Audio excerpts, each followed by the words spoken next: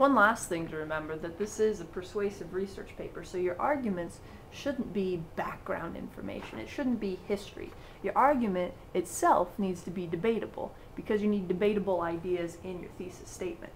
So remember, if you're trying to build your thesis statement from your arguments, you don't want the history of dogfighting or the definition of embryonic cells. Instead, you want that included in your paragraphs, but you want an argument to be a full sentence that has a debatable idea inside it with supporting facts that might be less debatable, but your argument itself needs to be debatable.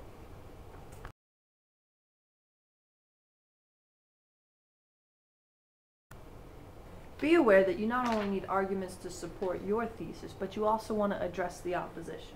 Now, the counterargument can be one of the trickiest parts of a research paper, so I want to make sure that you hear this and pay attention, because the counterargument is specifically graded on your rubric. Now, a counterargument needs to be from the opposition, so you're going to address a view that could logically be held by someone that didn't agree with you.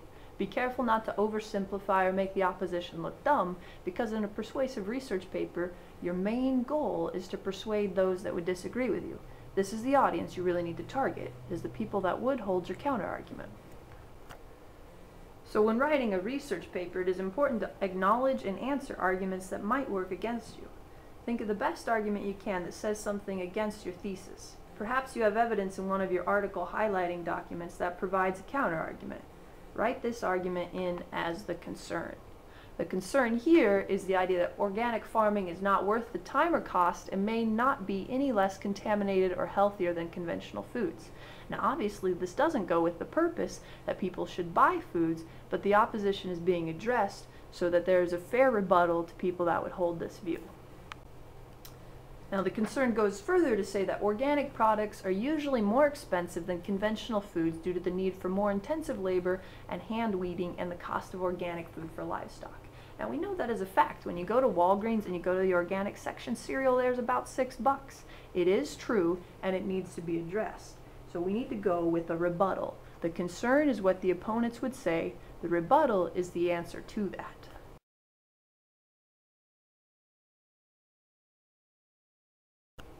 Okay, so here I've highlighted the rebuttal, and this is where you're going to type in what you would say in answer to the concern in the rebuttal. We're going to take the opponent's view, we're going to show the logical flaws in it or a better argument, and we're going to tie this back to our thesis so it fits in the organization and cohesiveness of our paper. So the rebuttal here says people need to be willing to put effort into the fields in order to make a safer product. Here, safety is a value. The prices may also be higher, but that is because people had to work the fields and you aren't getting all the harmful toxins in conventional farming methods. Now again, this isn't a final draft, and in a final draft I would ask the student to remove the second person use of you, but here you're typing your outline, so it's not as important that your conventions are correct. Just be aware you don't want to cut and paste straight from your outline into your research paper. Now, perhaps the most important part of the rebuttal is going to be where you do connect that back to your thesis. That's also called a warrant, but you tie your argument into your main argument or your thesis. So here the last sentence says, organic food is an easy way to stay away from a doctor's visit, and anyone would rather pay $1 more for a product than a $1,000 bill at the doctor's office. This is a pragmatic appeal that says pay more now to eventually pay less in total. So here he's given a clear argument that sums up his rebuttal to the concern and ties the objective back to his thesis. This would be well organized and lend to a paper that has strong organization and a strong counter-argument.